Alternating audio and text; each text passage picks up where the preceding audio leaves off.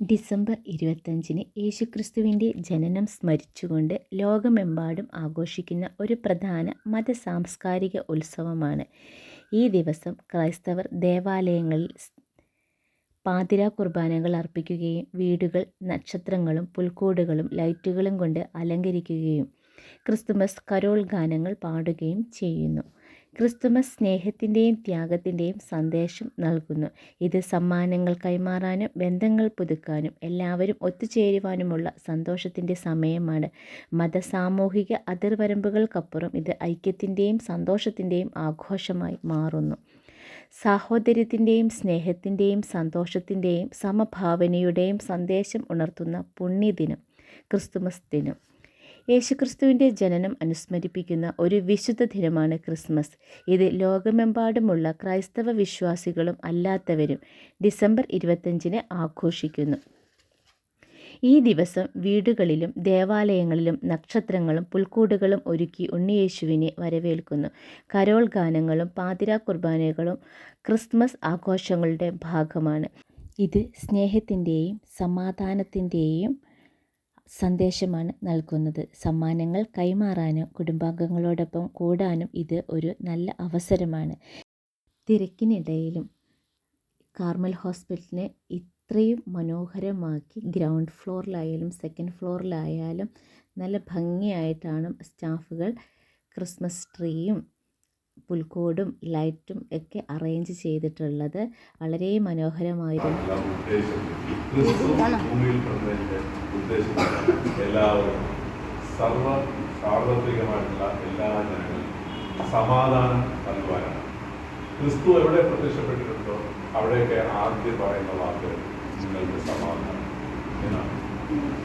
ഉൽപ്പത്തിൽ ക്രിസ്തു പിറക്കുമ്പോൾ തന്നെ മാലാഖമാർ പാടിയത് അത്യുന്നതങ്ങളിൽ ഭൂമിയിൽ സന്മനസ്സുള്ളവർക്ക് മാത്രമല്ല, ക്രിസ്തു സാർവത്രികമായിട്ട് പാർശ്വവൽക്കരിക്കപ്പെട്ടവരെയും എല്ലാ ആൾക്കാരെയും ചേർത്ത് നിർത്തുന്ന ഒരുമിച്ച് നിർത്തുന്ന ഒരു മനോഭാവമായിരുന്നു. അതുപോലെ നമ്മളും പല പല വ്യത്യസ്ത ആശയങ്ങളും അഭിപ്രായങ്ങളും സ്വഭാവ വൈകൃതങ്ങളോ സ്വഭാവ വൈകല്യങ്ങളോ സ്വഭാവ നന്മകളോ ഒക്കെ ഉള്ളവരാണെങ്കിലും ഒരുമിച്ച് നിൽക്കുക. ഒരുമിച്ച് നിന്നിട്ട് നമ്മുടെ ഇടയിൽ സമാധാനം നമ്മൾ സൃഷ്ടിക്കുക. അതാകട്ടെ ഈ ക്രിസ്മസിൻ്റെ ഏറ്റവും വലിയ, ഈ ക്രിസ്മസ് ആഘോഷത്തിൻ്റെ ഏറ്റവും വലിയ ലക്ഷ്യം. അപ്പോൾ നിങ്ങൾക്ക് വീണ്ടും ഒരിക്കൽ കൂടി സമാധാനം ആശംസിച്ചുകൊണ്ട് ഞാൻ പ്രാർത്ഥിക്കുന്നു.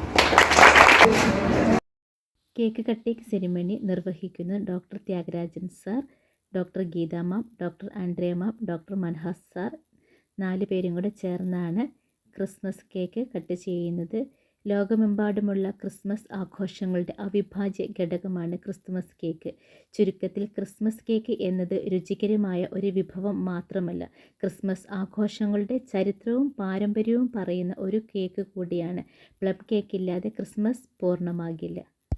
ക്രിസ്മസ് ആഘോഷങ്ങളുടെ മാറ്റുകൂട്ടാനായി ഞങ്ങളുടെ കുഞ്ഞുമനുകളും പാട്ടുകളൊക്കെ പാടി ഞങ്ങളെ കൂടുതൽ സന്തോഷഭരിതരാക്കി.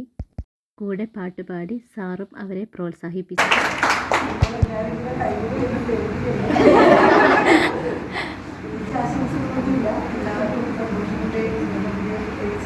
ന്യൂ ഇയറിൻ്റെ ആശംസകൾ.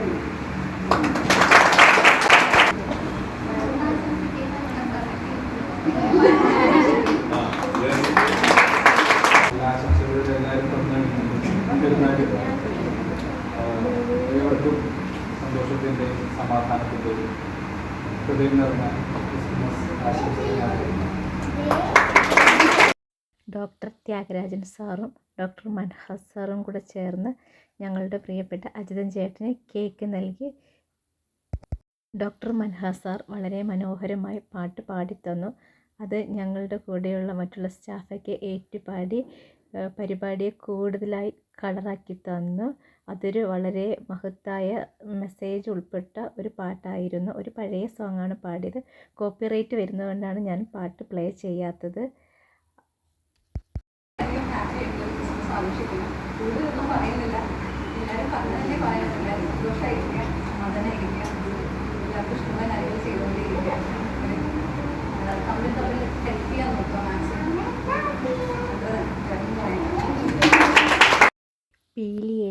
ശിവ എന്ന പഴയ പാട്ടാണ് ആൻഡ്രിയ മാം ഞങ്ങൾക്ക് പാടി തന്നത്. വളരെ മനോഹരമായി ആൻഡ്രിയ മാം പാടും. കോപ്പിറൈറ്റ് വരുന്നതുകൊണ്ടാണ് എനിക്ക് നിങ്ങളെ കേൾപ്പിക്കാൻ പറ്റാത്തത്. അതിനുശേഷം ഞങ്ങൾ ക്രിസ്മസ് ഫ്രണ്ടൊക്കെ കൊടുക്കാൻ തുടങ്ങി. ആദ്യം തന്നെ ത്യാഗരാജ സാറാണ് ഉദ്ഘാടനം ചെയ്തത്. സാറിന് കിട്ടിയത് ശ്രീഷ്ണ എന്ന് പറഞ്ഞ സ്റ്റാഫിനായിരുന്നു. അങ്ങനെ ഞങ്ങൾ ഓരോരുത്തരും ക്രിസ്മസ് സെലിബ്രേഷന് ഭാഗമായി ക്രിസ്മസ് ഫ്രണ്ട് അങ്ങോട്ടും ഇങ്ങോട്ടും കൊടുത്തു. ഞങ്ങളുടെ ക്രിസ്മസ് സെലിബ്രേഷൻ്റെ ഡ്രസ് കോഡ് എന്ന് പറയുന്നത് ഒനിയൻ പിങ്ക് കളറായിരുന്നു.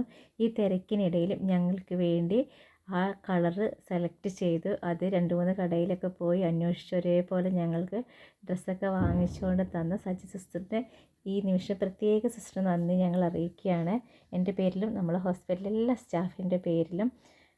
അത് ഞങ്ങളുടെ പരിപാടിയെ കൂടുതൽ കളർഫുള്ളാക്കി. ക്രിസ്മസ് സെലിബ്രേഷൻ നടക്കുന്ന സമയത്തും ഞങ്ങൾക്ക് കുറച്ച് ബിസി ആയിരുന്നു. പേഷ്യൻസൊക്കെ ഉണ്ടായിരുന്നു. അതുകൊണ്ട് എല്ലാവർക്കും കറക്റ്റ് ടൈമിൽ വന്ന് ഗിഫ്റ്റൊന്നും വാങ്ങിക്കാൻ പറ്റില്ല. പ്രത്യേകിച്ച് കാഷ്വാലിറ്റി ഡ്യൂട്ടിയുള്ള സിസ്റ്റർമാർക്കൊക്കെ. സജീന സിസ്റ്റർ കുഞ്ഞു മക്കൾക്ക് കുട്ടി കുട്ടി ഗിഫ്റ്റുകളൊക്കെ കൊടുത്തു. അങ്ങനെ ക്രിസ്മസ് ആഘോഷത്തെ കൂടുതൽ മാറ്റുള്ളതാക്കി. ക്രിസ്തുമസ് ഫ്രണ്ട് ഇത് വ്യക്തിപരമായ അല്ലെങ്കിൽ ഇഷ്ടാനുസൃതമാക്കിയ സമ്മാനമായിരിക്കാം.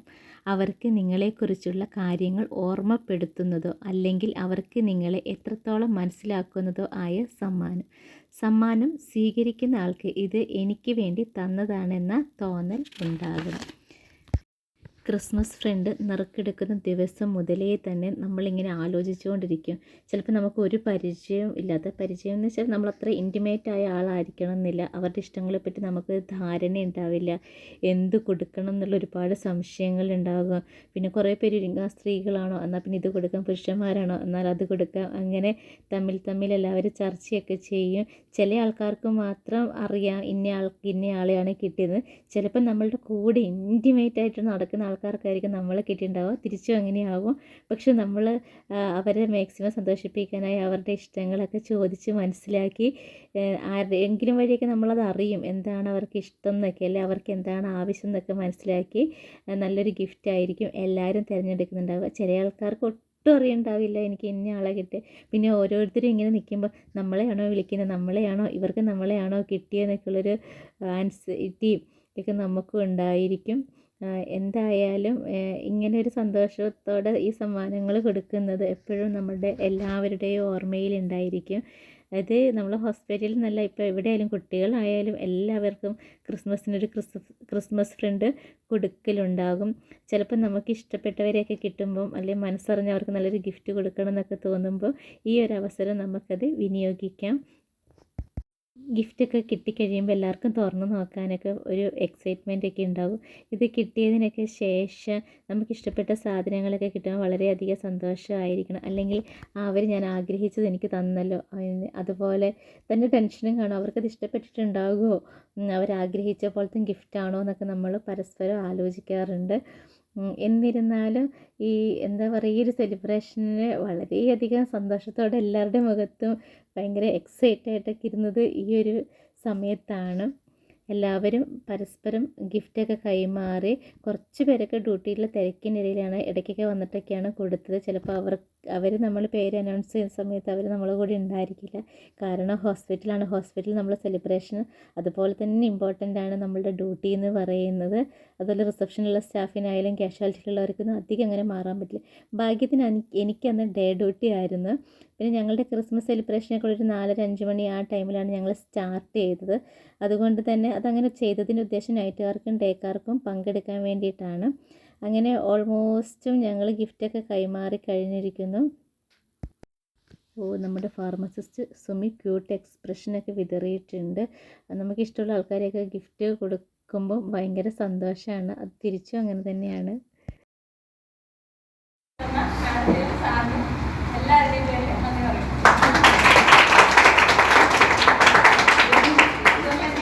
നമുക്ക് സന്ദേശങ്ങൾ നൽകി ഗാനങ്ങൾ ആരംഭിച്ച് നമ്മെ സന്തോഷിപ്പിച്ച ആൻഡ്രിയനും മൻഹാസാറിനും നന്ദി പറയും. പ്രത്യേകമായിട്ട് എടുത്തു പറയേണ്ട ഒരു കാര്യമുണ്ട്. മാത്സിനോട് സാറിനോടും കൂടി ഇവിടെ നിന്ന് ഞങ്ങളെല്ലാവരും കൊണ്ടുപോയിരിക്കും.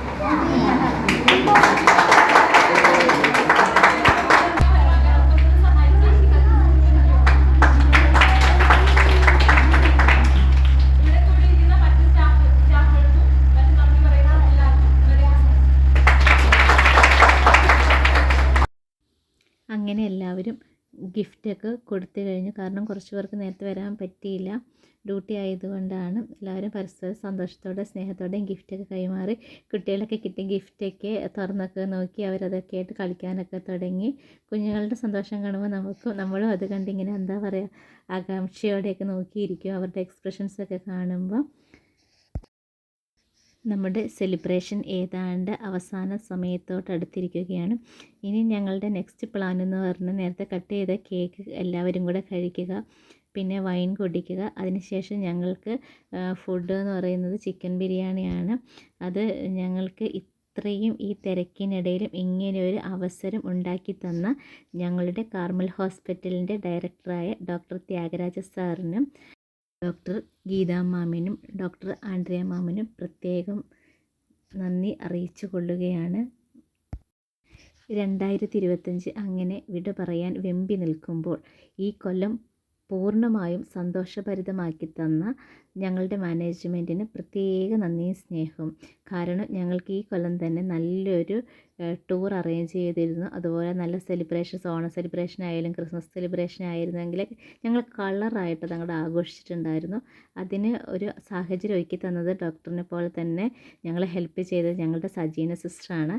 അതുപോലെ ഇന്നത്തെ പ്രോഗ്രാം ഒട്ടും ബോറടി ഇല്ലാതെ ചിട്ടയായ രീതിയിൽ ആശംസയൊക്കെ പറഞ്ഞ് അത് നന്നായിട്ട് മുന്നോട്ട് കൊണ്ടുപോയത് അൽനയാണ്. അതുപോലെ എല്ലാവർക്കും വേണ്ടി നന്ദി പറഞ്ഞത് ഹെയ്നയാണ്. ഞങ്ങൾ എന്തായാലും കേക്കും വൈനൊക്കെ കഴിച്ചു. ഇനി ഞങ്ങൾ ഭക്ഷണമൊക്കെ കഴിച്ചിട്ട് സന്തോഷത്തോടെ പിരിയാൻ പോവുകയാണ്. കുറേ പേര് നൈറ്റ് ഡ്യൂട്ടിക്കുണ്ട്, ഞങ്ങൾക്ക് ഡേ ഡ്യൂട്ടി ആയതുകൊണ്ട് ഞങ്ങൾക്കിനി വീട്ടിൽ പോകും. അപ്പം എല്ലാവർക്കും സ്നേഹത്തിൻ്റെ ഭാഷയിൽ ഹൃദയം നിറഞ്ഞ ക്രിസ്തുമസ് പുതുവത്സര ആശംസകൾ നേരുന്നു.